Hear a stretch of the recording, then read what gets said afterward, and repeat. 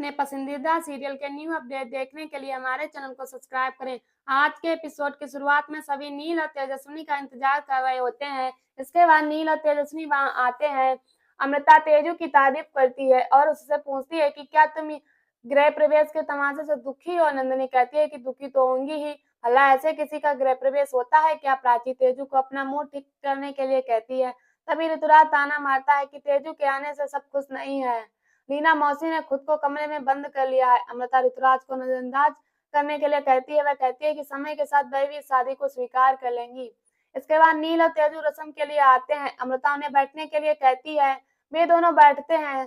तभी लीना कहती है कि लगता है अब तुझे तेरी आई की जरूरत नहीं है, तूने मेरे खिलाफ जाकर शादी की और अब रस्मों में भी तुझे मेरी जरूरत नहीं है। नील कहता है कि मैंने आपको बुलाया था लेकिन आपने मुझसे बात ही नहीं की। लीना कहती है कि मैं तेरी माँ हूँ, मुझे सब पता है। तभी ऋतुराज ताना मारता है कि वक्त बदल गया है, अब इसके पास पल्लू पकड़ने के लिए कोई और है। लीना दुखी होकर कहती है कि किसी के आने से ये अपनी माँ को भूल रहा है, तो इसका मतलब मेरी परवरिश में ही दोष है। नंदिनी कहती है कि ये आपकी अच्छी परवरिश है जिससे नील अपनी पत्नी को वह मान और सम्मान दे रहा है जो उसे मिलना चाहिए। नंदिनी लीना से अनुरोध करती है कि अब गुस्सा छोड़कर रस्म में शामिल हो जाइए।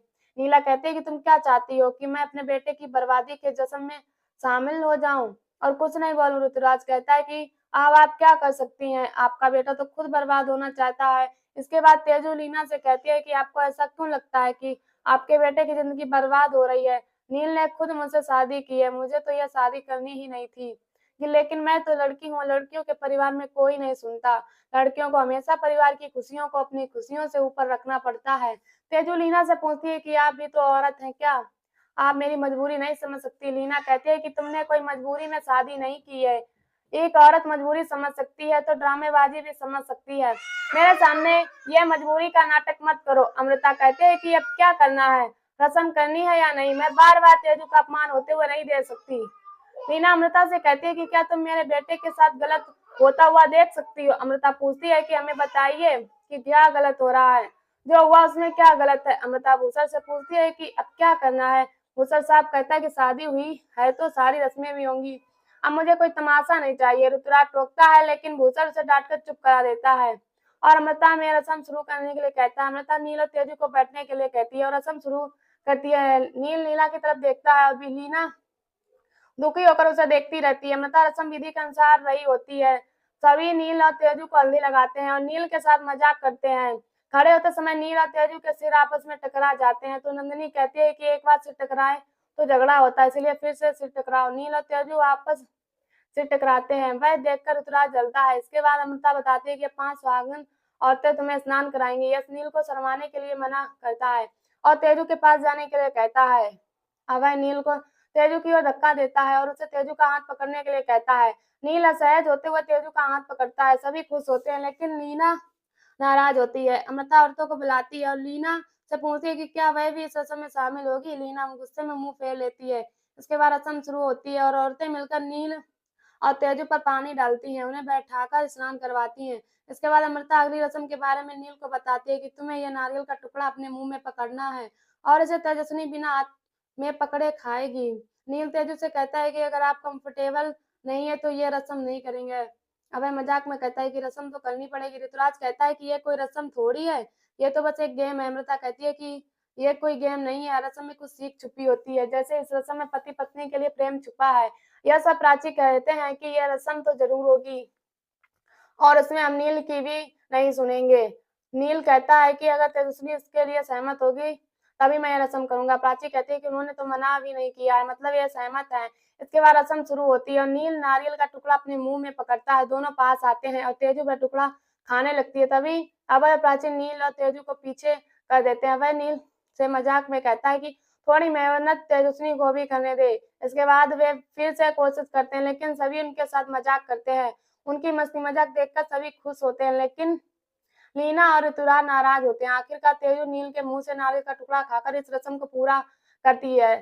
सभी तालियां बजाते हैं। ऋतुराज मन ही मन गुस्सा होता है, सोचता है कि तेजू ने उसे छोड़कर नील से शादी उसे नीचा दिखाने के लिए की है। वह सोचता है कि तेजू को इस गलती की कीमत चुकानी होगी। इसके बाद अमृता नील को गिफ्ट देते हुए कहती है कि ये वह तेजू को दे और उससे वादा करे कि वह हमेशा उसका साथ देगा। नील तेजू को गिफ्ट देता है और कहता है कि आज से आप मेरी जिम्मेदारी हो। आज से आपके हर सपने को पूरा करना ही मेरा सपना होगा। आपकी हर ज़रूरत को पूरा करना मेरी ज़िम्मेदारी है। यह सुनकर सभी खुश होते हैं। तभी ऋतुराज कहता है कि तुमने ज़रूरतों की ज़िम्मेदारी तो ले ली है, लेकिन जज़्बातों का क्या? क्या तुम्हारी पत्नी के दिल में तुम्हारे लिए जज़्बात हैं? अगर हैं, तो वह कब तक रहेंगे? नंदिनी कहती है कि तुम्हारा क्या मतलब है? ऋतुराज कहता है कि मतलब जिसको समझना है वह समझ गया होगा। तेजु गुस्से में ऋतुराज को देखती है। ऋतुराज नील से कहता है कि आजकल किसी यही सच्चाई कि शादी से पहले लड़कियों के कई बॉयफ्रेंड होते हैं। तभी नील कहता है कि फिर तो ये बात लड़कों पर भी लागू होती है। ऋतुराज हामी भरता है। नील कहता है कि फिर सही है, तुम्हारा यह ज्ञान मैं हमेशा याद रखूंगा और जब तेरी शादी होगी तब यह तेरा परम ज्ञान तेरी बीवी को सुनाऊंगा। तो इतना फेमस है, लड़कियां तेरे आगे पीछे घूमती हैं और तेरी आशिकी के किस्से मैं अच्छी तरह जानता हूँ।